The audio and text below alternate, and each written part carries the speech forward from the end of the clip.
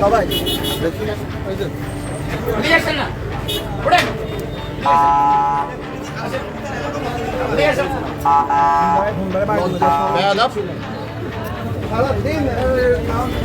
মুখের মধ্যে দাড়ি তারপরে বয়স কিরকম দেখান মৃত্যুর ভয় না চুল পাকিয়ে গেছে রোজা কেন রাখেন না আপনি মুসলমান না আপনি মুসলমান আপনার ছেলে সন্তান আছে না কেন রোজা রাখতেছেন না কি জন্য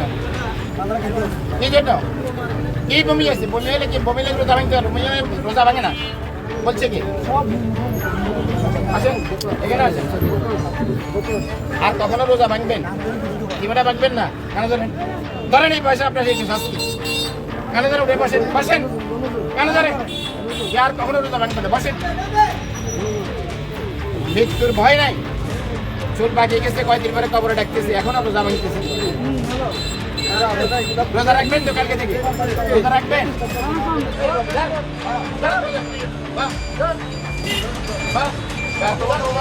এরপরে আবার রোজা রাখা